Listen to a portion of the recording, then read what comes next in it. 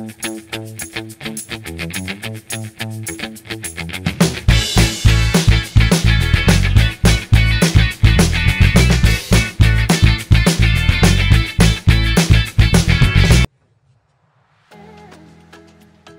si teď říkáte, na co se díváte. A díváte se mýma očima. A proč? Protože já jsem pes Akim a budu vás provázet mým příběhem. A jakým? No z mého života. A proč? Abyste se měli na co těšit příště. Tohle je jen začátek mých příběhů a musíte se těšit na další. Záleží na vás. Tak se zatím mějte a těším se na vás.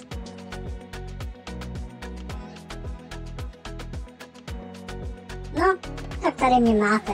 To jsem já, ale tohle to jsem vám ukázat nechtěl. Ukážu vám nabídku, co teprve přijde. Uvidíte mě od malého pejska po většího a ještě většího a ještě většího. Uvidíte mě taky jako běhacího pejska a uvidíte mě jako prasátko. A když jsem jako prasátko, tak se musím umýt. Tak, no a v mém životě nebylo jen prasátko a běhání, ale také blbnutí, hraní a všechno ostatní, co psímu životu patří. Teď se pojďte podívat na to, co jsem prováděl od malého štěňátka až po teď.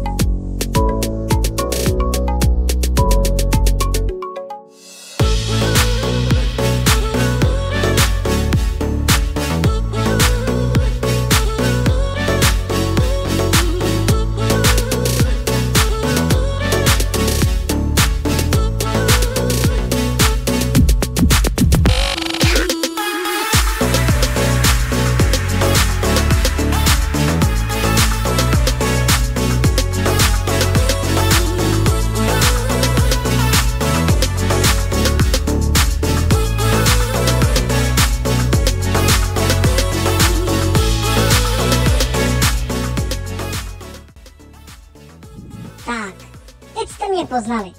Já jsem pes Akim a každý týden bude vycházet díl, ve kterém budou moje příběhy. Tohle byl jenom začátek, kdy jste se seznámili se mnou a já s vámi. Pokud budete chtít pokračovat v mém sledování, budu se na vás těšit. Každopádně za týden zase nashledanou.